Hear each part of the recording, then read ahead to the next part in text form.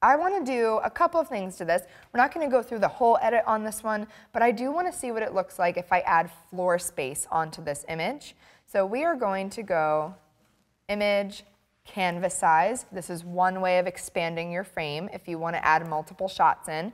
So we talked about this yesterday, that this is the harder way of doing it, just because it's an extra step, but at least it shows you exactly what's happening.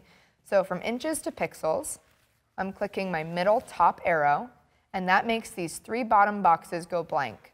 Because they've gone blank, that indicates that the bottom portion of my image, that's where it's going to be expanded. So I can add an image into that.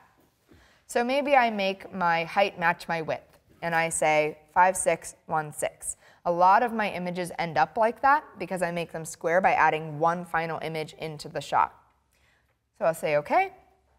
And that's going to be a lot of floor space. Obviously, I don't want to leave her way up there in the top of the picture. I would expand this more evenly, but we don't really have to do that today. Let's just add some peas in and see how it looks.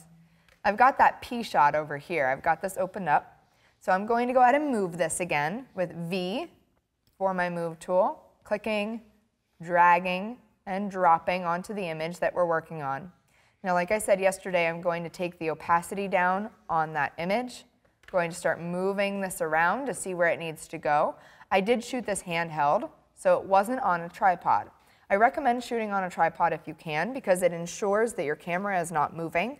But in this case, I can sort of match it up just by rotating, tilting things a little bit. And I'm going to start to use my arrow keys on my keyboard to just nudge this into place. What needs to happen? What is going on? Answering all these questions. I can see that this needs to rotate just slightly. So while I'm on layer 1, I'm going to edit free transform. Let me just zoom out here. And I'm going to click right on this little corner where the 2 little curved arrows pop up. I'm going to click and rotate to see what needs to happen. I don't know, I'm challenged on this one. I can't see what needs to happen. Yep, well, nope, too much. I went too much. Back there, maybe. I'm just trying to match up the bottom of the mattresses more than anything here. So I think that looks pretty good. Say OK. Now the good thing is that we really just have the peas to worry about. We don't have to worry about the mattresses blending or anything like that.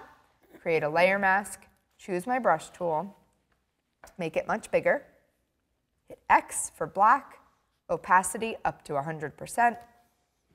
I'm going to start to erase. Now we don't want to have overlapping peas, so I'm going to take my opacity back up now, and I'm going to go ahead and see what we've just done.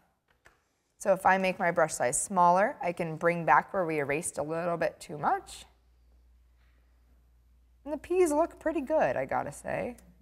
The peas have it. So, I'm just laughing with you. Okay, so I kind of like how that looks. I can go ahead and crop now if I want to.